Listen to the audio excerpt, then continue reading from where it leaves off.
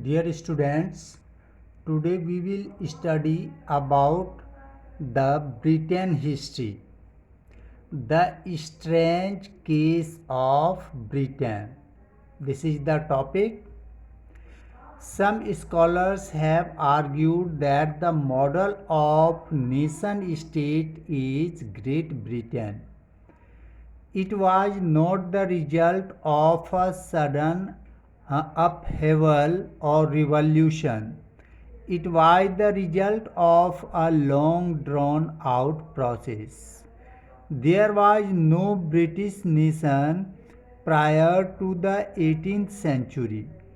The primary identities of the people who inhabited the British were ethnic ones like English, Welsh, Scot और Irish. इससे पहले आपने पढ़ा कि जो नेशन स्टेट है वह फ्रांस से शुरू हुआ था, लेकिन कुछ ऐसे भी स्कॉलर्स हैं जो यह मानते हैं कि नेशन स्टेट का प्रारंभ ग्रेट ब्रिटेन से हुआ है और यह कोई अचानक नहीं हुआ, यह किसी रेवोल्यूशन के द्वारा नहीं हुआ, बल्कि यह एक लॉन्ग प्रोसेस के द्वारा हुआ। There was no British nation prior to the 18th century. 18th century तक कोई ब्रिटिश नेशन बनाने की प्रायोरिटी वहाँ पर नहीं थी। The primary identities of the people who inhabited the British were ethnic ones like English, Welsh, Scot और Irish. शुरू में जो ब्रिटेन की पहचान होती थी वह वहाँ की लैंग्वेज से, और वहाँ मेनली 4 टाइप्स ऑफ लैंग्वेज बोले जाते थे: इंग्लिश, वेल्स, स्कॉट और Irish. The growth of Great Britain as nation state can be understood sequentially with the points given below। कि जो ग्रेट ब्रिटेन एक नेशन स्टेट के रूप में डेवलप हुआ, इसको हम निम्न पॉइंट के द्वारा समझेंगे। As the English nation steadily grew in wealth, importance and power, it was able to extend its influence over the other nations of Ireland। जब हम देखेंगे कि 18th सेंचुरी में जो इंटरनेशनल ट्रेड करके इंग्लैंड ने काफ़ी धन कमाया, तो उस धन के कारण जो है उसका इम्पोर्टेंस और पावर काफ़ी बढ़ गया और यह अपना प्रभाव उस आइलैंड के अदर नेशंस पर भी डालने लगा।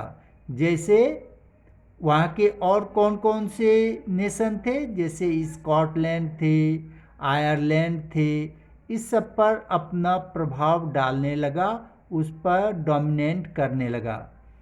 The English parliament which has seized power from the monarchy in 1688 at the end of a protracted conflict was the instrument through which a nation state with England at its center came to be formed।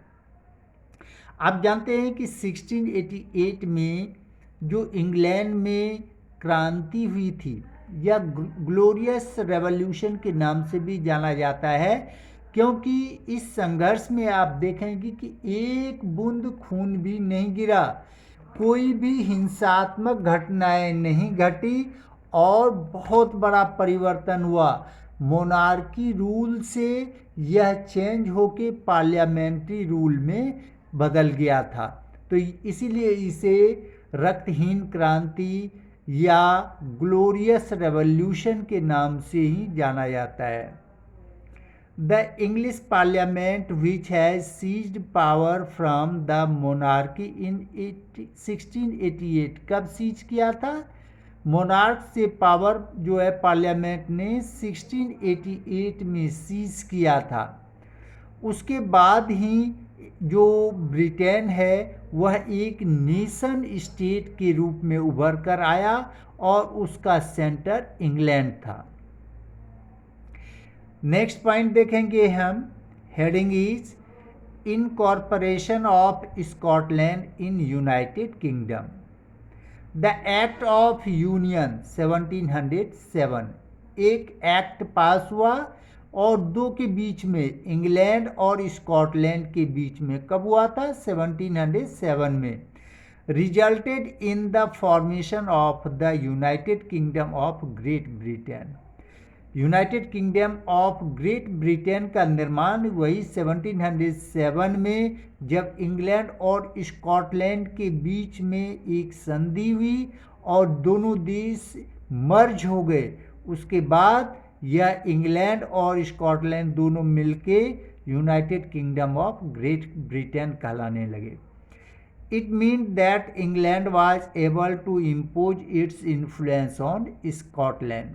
इसका अर्थ हुआ कि England अब अपना influence Scotland पे डालने लगा। Hence the British parliament was dominated by its English members. इसलिए ब्रिटिश पार्लियामेंट में, चूंकि स्कॉटलैंड पर डोमिनेंट स्थापित कर लिया इंग्लैंड ने, इसलिए ब्रिटिश पार्लियामेंट पर जो डोमिनेंस रहा वह इंग्लिश मेंबर्स का।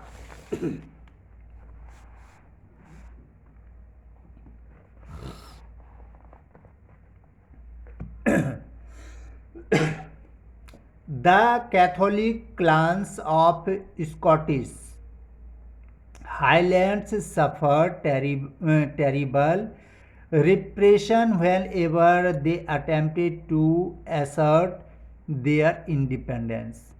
अब कैथोलिक क्लांस जो स्कॉटिश थे, स्कॉटलैंड के हाईलैंड के जो कैथोलिक्स थे, वे जब भी ये इंडिपेंडेंस के लिए अटेम्प्ट किया तो उसे बुरी तरह से सफ़र होना पड़ा। टेरिबली उसे रिप्रेस किया गया, कुचला गया, दबाया गया। They were forbidden to speak their Gaelic language और wear their national dress and large numbers were forcibly driven out of their homeland. और उस पर क्या क्या जुल्म किया गया? उनकी जो भाषाएं थी, कौन सी भाषा थी? Gaelic language. और उनका जो ट्रेडिशनल नेशनल जो यूनिफॉर्म था, ड्रेस था, उसे भी यूज करने से रोका गया और बहुत सारे जो स्कॉटलैंड के लोग थे उसे देश से बाहर भगा दिया गया। Incorporation of Ireland in United kingdom. आप देखेंगे जिस प्रकार से स्कॉटलैंड को मिलाया गया इंग्लैंड में, और जो स्कॉटिश थे, स्कॉटलैंड के जो मूल निवासी थे और वे कैथोलिक धर्म को मानने वाले थे, उसे कुचल दिया गया। वही हाल हुआ आयरलैंड का। Ireland was treated in the similar way as in Scotland. It was country divided into Catholic and Protestant. जो आयरलैंड थे उसमें दो प्रकार के मुख्य रूप से धर्म को मानने वाले थे, Catholics and Protestant. The English supported the Protestant of Ireland to dominate over a largely Catholic country. और आयरलैंड में लगभग 80% कैथोलिक्स थे, लेकिन इंग्लैंड जो है वो प्रोटेस्टेंट वाले को सपोर्ट करते थे कि वह कैथोलिक पे डोमिनेट करे। The revolt raised bye Catholics was suppressed. इसके कारण कैथोलिक जो थे आयरलैंड के, उसने रेवोल्यूशन किया। उस रिवॉल्ट को इंग्लैंड की सहायता से कुचल दिया गया। After a failed revolt led the Wolfe Tone and his United Ireland 1798, Ireland was forcibly incorporated into the United Kingdom of Britain in 1801। इस रेवोल्यूशन के पराजित होने के बाद जो आयरलैंड के लोगों ने जो रेवोल्यूशन किया था उसे कुचलने के बाद 1801 में आयरलैंड को भी इंग्लैंड में मर्ज कर दिया गया। A new British nation was formed through the propagation of a dominant English culture।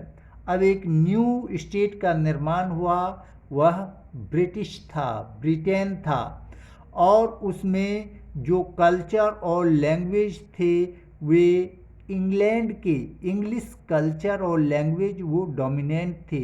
यानी दोनों ही स्कॉटलैंड और आयरलैंड को मिलाकर जो ग्रेट ब्रिटेन का निर्माण किया गया था वहाँ पर इंग्लिश कल्चर और इंग्लिश लैंग्वेज को ही लागू किया गया। The symbol of new Britain were the British flag, Union Jack. और ब्रिटिश फ्लैग को क्या कहा जाता है? Union Jack. जो यह यूनाइटेड किंगडम का निर्माण हुआ वहाँ पर जो फ्लैग हुआ वह ब्रिटिश फ्लैग जो था जिसे यूनियन जैक कहते हैं उसे लागू किया गया। The national anthem was God save our noble king and the English language. English language, English जो नेशनल एंथम थे, इंग्लिश फ्लैग थे, वही यूनाइटेड किंगडम में लागू किया गया। इट मीन्स पूरी तरह से इंग्लैंड का डोमिनेशन रहा। ओके।